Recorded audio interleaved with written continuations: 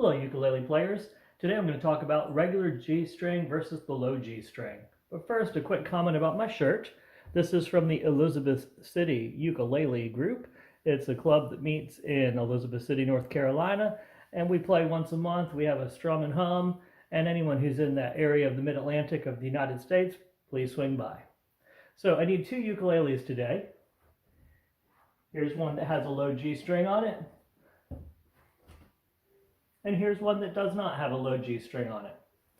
Both ukuleles are tuned G, C, E, A. The difference is, on this one, the G is a low G, and on this one, it's the regular G, or the higher G. This is the regular one.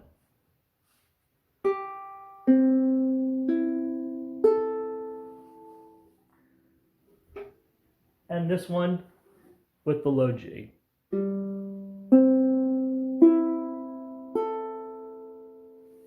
So both instruments have the same chords, it's just that the one note's going to sound lower. This is a C chord on both instruments. It just has that low G sound at the bottom of the C chord. This is the C chord without the low G.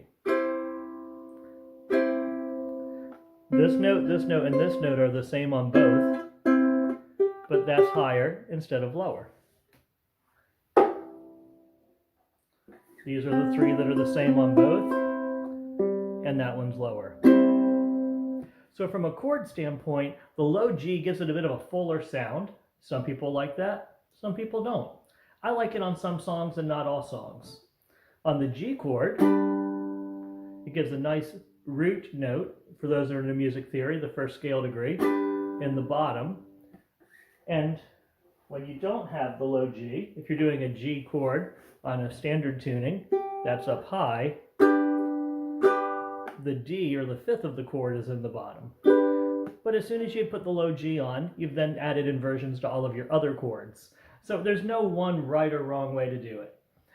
In some ways, I think the low G makes it sound a little bit more like a guitar because it has the fuller, lower sounds. And that's kind of the way you would think of it for strumming. But there's a lot of other things to consider. Like if you're playing a melody and your lowest note is lower than this, you can't find it on the instrument.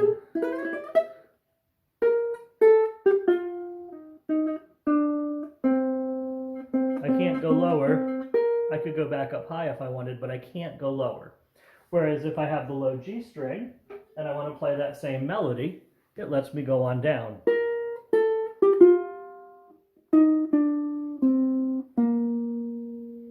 So it does expand your range for melody playing.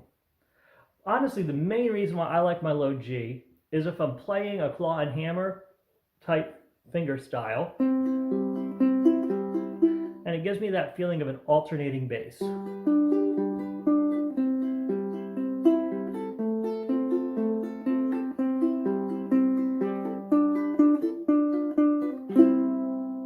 If I were to do that same thing with standard tuning, it's still alternating the bass, but it's going to a high note instead of a low note.